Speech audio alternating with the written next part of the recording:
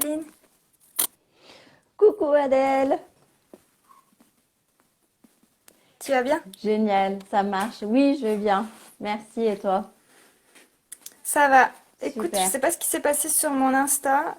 Impossible de démarrer un direct. Je dois avoir un truc qui s'est modifié. Je sais pas. Ok. Et donc du coup, t'as prévenu les gens que ça allait être ici? Non, j'ai même pas prévenu. Bon, c'est pas grave, on va faire ici. Puis de toute façon, je pense qu'ils te voient connecté en haut et puis ils pourront rejoindre le live Yes, en voyant. Comment ça va? ça marche. Écoute, ça va. Après ce petit coup de stress de je trouve plus comment faire un direct. Génial. Et toi? Oui, oui, très bien. Alors, du coup, c'est notre premier Insta Live sur le thème Mon corps, mon choix. Et donc, du coup, on voulait commencer déjà tout simplement par se présenter. Peut-être que Adèle, tu peux te présenter vu que je ne sais pas si les gens te connaissent sur mon Hmm, Insta. ça marche. Je m'appelle Adèle, je suis naturopathe spécialisée en gynécologie holistique et j'accompagne les femmes qui souhaitent retrouver un cycle harmonieux et une féminité libre et créative. Génial. Et toi, Céline? Donc, moi, je suis Céline, je m'appelle Céline, je suis naturopathe depuis 10 ans, je suis coach et praticienne en EFT. Je suis aussi animatrice de cercles de femmes tantriques. Je suis effeuilleuse burlesque et je suis aussi créatrice de programmes libres et puissantes pour accompagner les femmes à retrouver confiance et leur puissance de femme. Génial. Alors du coup, euh, on voulait vous faire un live aujourd'hui vraiment sur le rapport au corps. Au départ, on était parti du corps en général. Puis on s'est dit que finalement, chaque partie du corps méritait vraiment un live dédié. Donc là, on est vraiment plutôt sur notre relation au corps.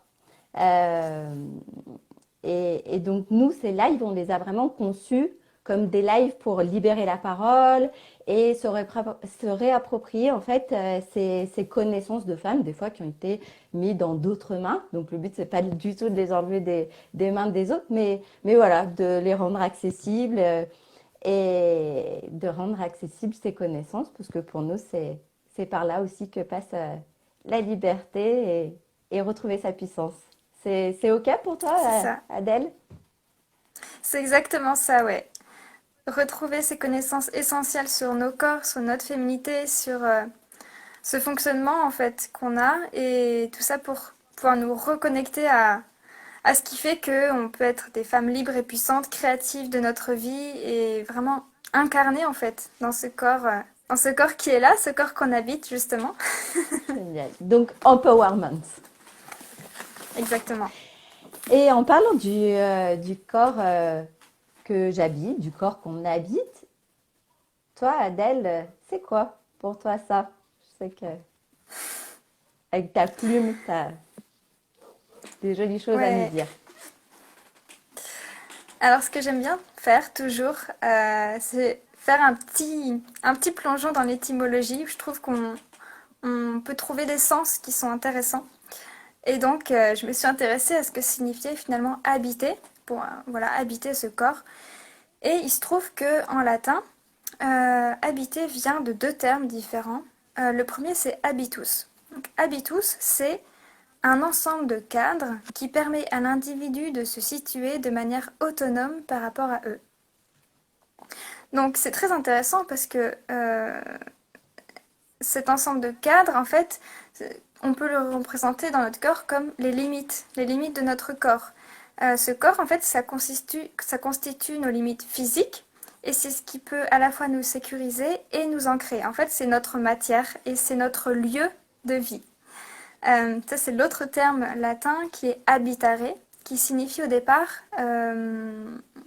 rester et séjourner. Donc en fait, ce corps, c'est ce lieu où nous, on reste, où on séjourne pour toute la vie, finalement.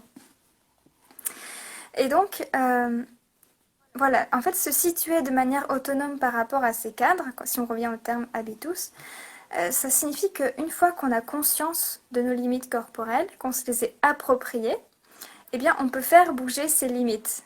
On peut dépasser le cadre si on en ressent le besoin et l'envie. Et concrètement, en fait, ça signifie être attentif à son corps et ressentir quand un repos est nécessaire et pour pouvoir en fait le respecter, ce besoin de repos.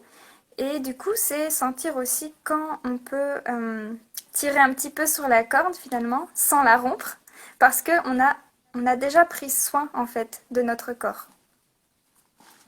Voilà, donc en fait, pour résumer un peu, habiter son corps, pour moi, c'est d'abord vraiment prendre conscience que notre corps, c'est notre lieu de vie, que c'est notre espace personnel, c'est notre espace intime et je dirais même notre espace sacré en fait, dont on a la responsabilité de prendre soin. Et c'est aussi pouvoir investir les différents espaces au sein de notre corps. Donc ça veut dire qu'il n'y a pas de laisser pour compte finalement dans le corps. Tous les lieux du corps méritent notre attention, méritent qu'on les investisse complètement. J'adore. Et puis, comme je le disais, c'est connaître suffisamment nos limites corporelles pour savoir quand et comment on peut les dépasser, mais aussi comment en prendre soin et comment assouplir ces limites pour pouvoir finalement jouer avec. J'ai adoré quand tu m'avais dit ça, cette notion aussi d'assouplissement et Ouais. d'élasticité et de. Bon, je te laisse poursuivre. Mais oui, c'est vraiment ça. Et, et du coup, ce corps, vu que c'est mon lieu sacré à moi pour toute ma vie, c'est de ma responsabilité aussi de pouvoir le défendre contre des intrus éventuels et décider si qui peut rentrer dans mon corps, qui peut toucher mon corps et, euh, et qui ne peut pas. Donc voilà, c'est pouvoir défendre aussi mon territoire. Hmm. Et puis enfin, c'est aussi avoir la responsabilité de ce corps, c'est décider de le nettoyer, de faire le ménage à l'intérieur quelque part, qu'il s'agisse des émotions, mais aussi, puisqu'on est naturopathe, de prendre soin, voilà, de se nettoyer avec l'alimentation, avec certaines cures, voilà, pour s'assurer que nos fondations sont solides aussi. Donc on y reviendra dans d'autres lives, mais les fondations dans un corps féminin, c'est notamment le bassin et l'utérus. Voilà, et puis il y avait juste la notion aussi que le corps, on peut le considérer comme un temple sacré, mais en ayant cette notion que c'est pas quelque chose de rigide, de complètement, enfin, c'est structuré, mais c'est pas quelque chose d'enfermant, d'emprisonnant. C'est finalement un temple qui est un peu élastique. Et ça, c'est une notion que j'ai beaucoup aimée qui vient de Marine Bondorfer, qui est kiné. Et, euh, et donc voilà, en fait, si mon corps est un temple élastique, bah, je peux jouer avec, j'ai toute la place à l'intérieur pour pouvoir accueillir les émotions qui me traversent, pour pouvoir mettre des choses, créer mon espace de vie, mes plaisirs, etc. Hmm. Voilà ce que... J'adore la notion d'élasticité et donc du coup en fait je suis pas emprisonnée dans quelque chose et je peux Oui, toujours recevoir en fait et j'ai toujours la place oui. pour recevoir et je vais jamais être submergée finalement par des émotions puisque j'ai la place. C'est comme quand on dit ça me fait penser on dit oui le corps le cœur c'est extensible. Mm. J'entends par exemple le cœur d'une maman c'est extensible et plus finalement il y a des gens qui rentrent dans sa vie et plus ça s'étend et en fait c'est ça aussi. Est-ce que ce corps comment le rendre extensible et en effet, est-ce qu'il n'y aurait pas déjà toute cette place dans notre temple? Mm. Exactement. Super. Et du coup, on a dit que on a proposé ce live aussi en parlant, nous, de notre propre histoire de femme, Mm. d'histoire de femmes en chemin. Et du coup, toi, Adèle, t'en es où, toi, avec ton rapport à ton corps? Et est-ce que il y a des choses que tu veux nous partager? Est-ce que tout est OK? Est-ce qu'il y a encore des complexes, des choses un peu difficiles pour toi? Est-ce que c'est OK pour toi de déposer ça dans cet espace? Oui, c'est ok. Et je pense que c'est ce qu'on veut aussi ici, Hmm. c'est pouvoir créer un espace de libération de la parole et où les choses peuvent être déposées dans un cadre intime et sécure. Mon rapport à mon corps aujourd'hui, je dirais que il est de plus en plus conscient en fait. Pendant longtemps, j'ai eu ce corps et voilà, c'était mon corps, simplement. Et aujourd'hui, je sens que avec de plus en plus de pratiques de mouvements conscients, que ce soit du yoga ou de la marche, eh bien, je commence à avoir un rapport à mon corps qui est de plus en plus fin, où je l'écoute. Mais c'est vrai que pendant très longtemps, et ça m'arrive encore d'avoir ces sensations-là, mon complexe à mon corps, c'était de le considérer comme un corps de petite fille. Parce que je suis petite, assez menue, j'ai pas forcément beaucoup de poitrine, et, euh, et du coup, euh, j'avais l'impression de ne pas avoir un corps de femme en fait, et ce qui pouvait être assez déstabilisant, parce que par exemple j'ai un petit frère qui a 2 ans et demi de moins, et depuis quelques années, quand je rencontre des gens qui me connaissent pas, et que je suis avec mon frère, les gens pensent que c'est mon grand frère, et que moi je suis la petite sœur dont mon grand frère peut prendre soin en fait. Mm. Et donc j'avais une espèce de complexe d'infériorité un peu à travers ça. Et avec par contre l'impression d'avoir des hanches trop larges. Et ça, je me rappelle très bien d'une fois où ma mère m'a dit quand peut-être j'avais 12 13 ans, elle m'a dit que j'avais une culotte de cheval. Et, euh, et en fait, au départ, je savais pas exactement ce que c'était, du coup je suis allée me renseigner, qu'est-ce que c'est une culotte de cheval? Et quand j'ai vu, enfin ça a transformé ma vision de moi-même en fait, et j'ai vu cette culotte de cheval constamment. Mm. Et tout un chemin pour changer mon regard, en fait, par rapport à ça. Ok. Voilà. Et du coup, c'est quoi ton chemin à toi pour améliorer ça? Tu nous as parlé des pratiques douces. Mm. Est-ce qu'il y a autre chose que tu veux aborder là maintenant? Ou il y a... Ouais, en fait, je pense qu'il y a plein de choses qui ont joué pour m'aider à dépasser ça et avoir une nouvelle vision. Euh, donc, c'est clair que le yoga et les pratiques douces de mouvement du bassin, notamment, ça m'a énormément aidé parce qu'en fait, j'ai remis de la vie et du mouvement dans ces espaces-là. Euh, j'ai toujours beaucoup couru. J'ai fait une story par rapport à ça hier. Où, en fait, je viens d'une famille qui est très sportive. Où voilà, courir en fait régulièrement, c'était considéré comme le truc euh, qu'il fallait faire pour être en bonne santé. Et effectivement, ça fait du bien de courir. Mais en fait, j'ai jamais été dans mon corps quand je courais. Alors qu'avec des pratiques douces et conscientes, dans la lenteur, j'ai pu euh, vraiment m'intérioriser et remettre de la douceur en fait dans ces espaces de mon corps que j'avais un petit peu déserté quelque part. Et, euh, et du coup aujourd'hui je prends vraiment du plaisir à bouger mes hanches dans des mouvements circulaires par exemple. Et je trouve ça beau en fait. J'ai retrouvé de la beauté avec ça. Donc ça c'est vraiment quelque chose qui m'aide. Et je pense qu'une autre chose, c'est amener plus de toucher aussi sur mon corps, que ce soit à travers des massages doux, en me mettant de l'huile par exemple, ou simplement en fait poser les mains. Je fais ça assez régulièrement, de poser mes mains quelque part sur mon corps, les yeux fermés, et de juste sentir, respirer, regarder ce qui est là en ce moment, d'écouter. Et, euh, et ça m'a permis, voilà, encore une fois, de remettre de la conscience, de la tendresse sur des parties de moi qui était jusque-là présente sans être consciente en fait. Voilà, je pense que c'est ce qui m'a le plus aidé sur mon chemin en fait. Ok, merci. Est-ce que toi, Céline, tu aurais envie de répondre à ces questions aussi Mm. sur ton rapport à ton corps aujourd'hui? Est-ce qu'il y a des choses, des complexes que tu peux avoir encore maintenant? Oui, oui, je peux répondre. Oui, oui, j'ai des complexes. Alors, déjà, moi, mon rapport à mon corps, au départ, il a été compliqué, mon rapport à mon corps, à mon visage, à plein de choses. Je me rappelle qu'à ado, je passais des heures et des heures dans la glace, devant le miroir. je me pétais les boutons, je me défigurais. Il y avait une sorte de maltraitance en fait. Puis je lui en demandais toujours plus. Quand j'arrivais pas, je faisais du sport à haut niveau aussi. Donc du coup, quand j'y arrivais pas, j'étais je pouvais avoir des paroles ou des sentiments qui étaient durs envers lui. Et puis, euh, et puis quand je passais aussi ces moments devant la glace, je me checkais. En fait, je passais mon temps à pas de m'admirer, à me checker, à vérifier que tout était OK, qu'il n'y avait pas de problème.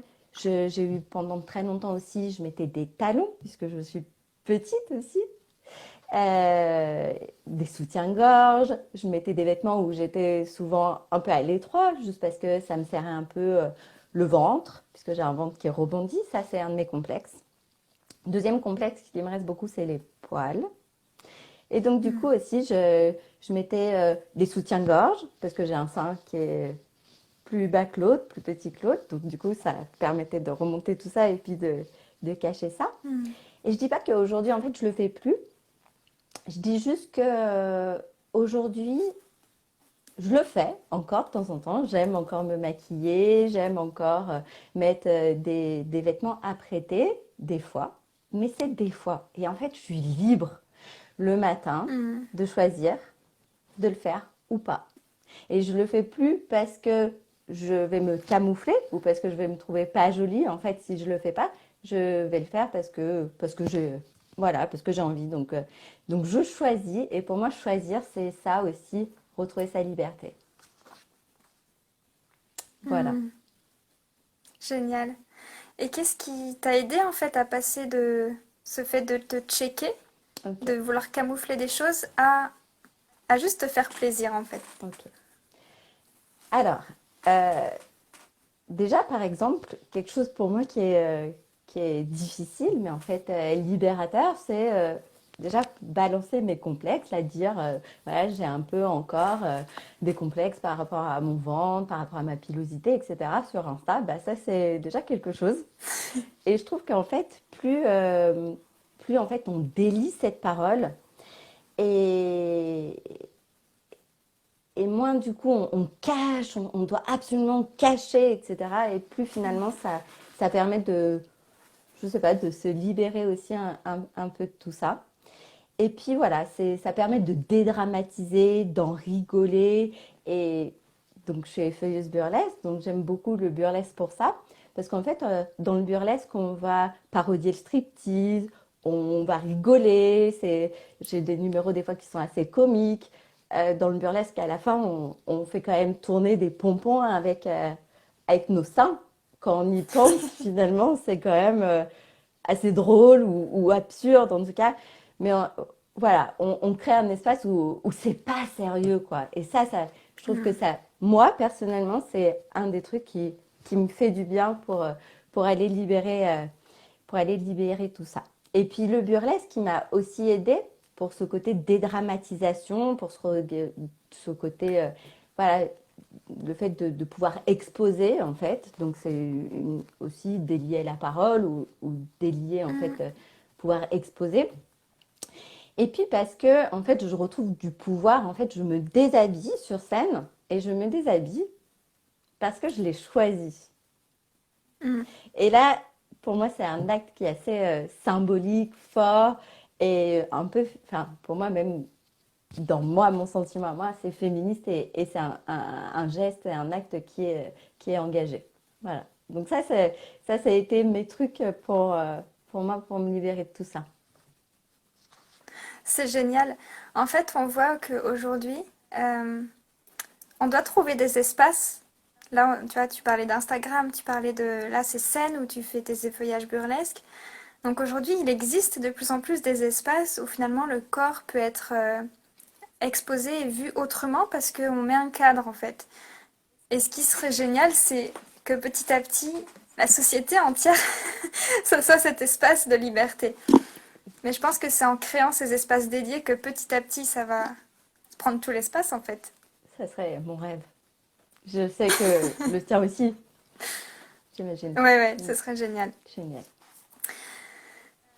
Peut-être que vous pourrez vous inviter, vous qui regardez cette vidéo, à pouvoir, si vous avez envie, déposer vos complexes ici ou nous dire aussi quel est votre rapport à votre corps aujourd'hui. Ça peut être un début de libération de parole, Mm.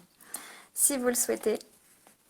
Je regarde un peu s'il y a eu des commentaires. Ouais, si vous avez envie, il n'y a pas du tout d'obligation, bien entendu, mais voilà, c'est juste, on a envie de créer cet espace où peut-être il y a une transformation, une libération, juste une opportunité, on peut la saisir ou pas, puis aussi se dire que, bah non, c'est pas ça qui nous convient, hein. Par exemple, moi je vais conseiller à personne d'aller se, se déshabiller devant une scène enfin, sur une scène de 200 personnes, si c'est pas ça qui nous fait du bien. Mais voilà, là en tout cas, c'est proposé. Et si vous avez envie, c'est avec grand plaisir qu'on accueille ça.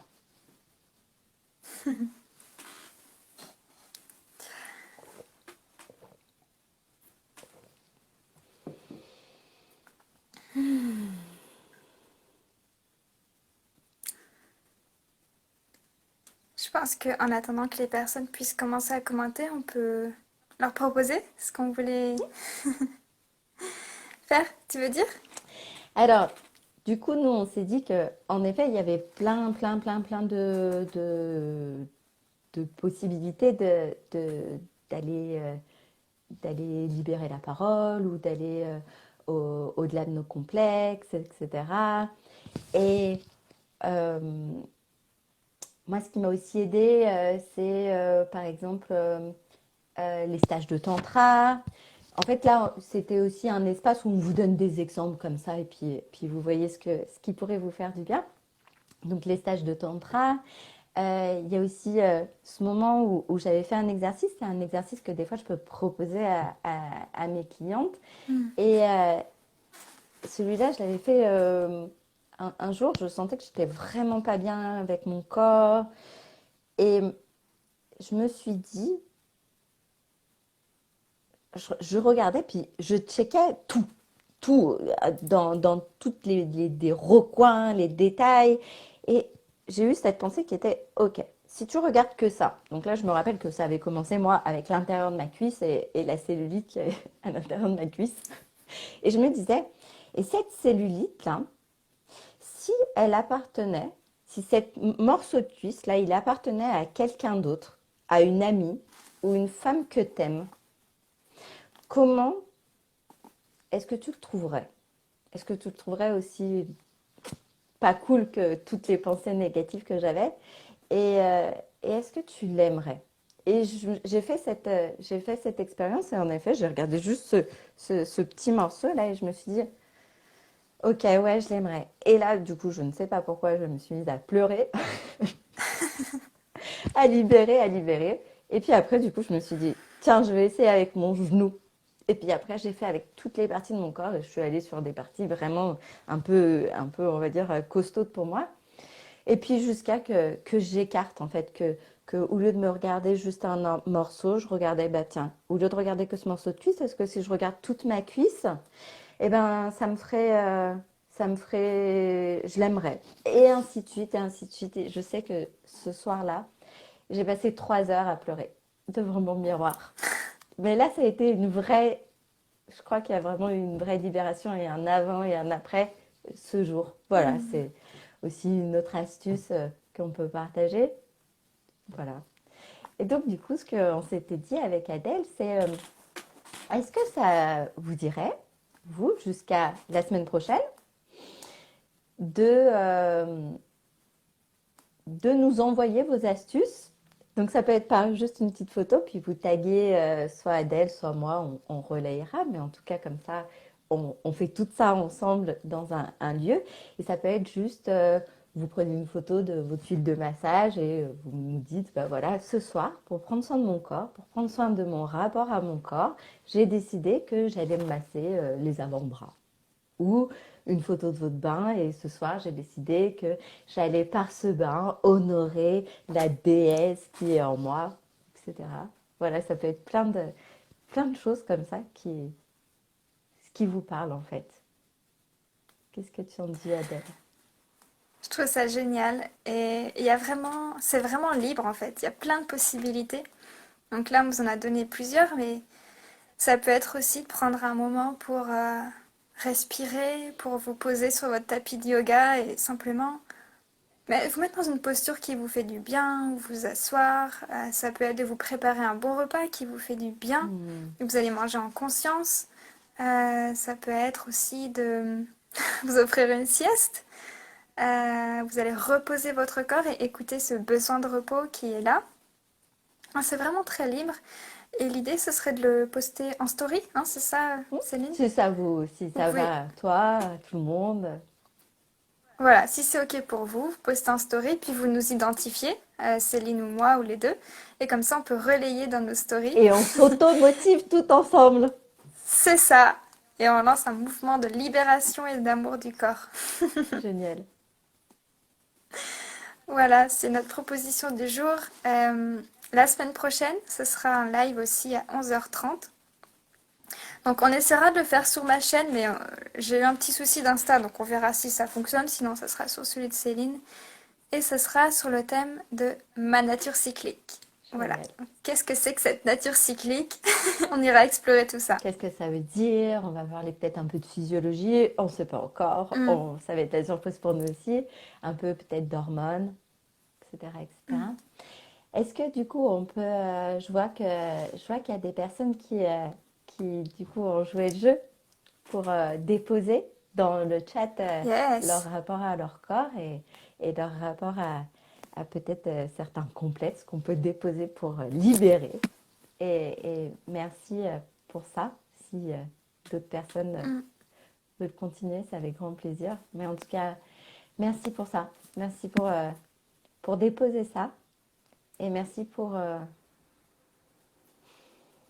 montrer l'exemple, j'ai envie de dire, et nous inspirer Ouais. en, en déposant ça, en ayant ce courage ici, vraiment. Je lis les messages et merci beaucoup. Merci à toutes d'avoir été présentes. À toutes et à tous. J'ai vu que des hommes étaient parmi nous aussi. Et Ah c'est yes, super, génial. génial. Merci beaucoup Céline. Merci Adèle aussi, vraiment. À bientôt, À tout le bientôt. monde. À samedi prochain.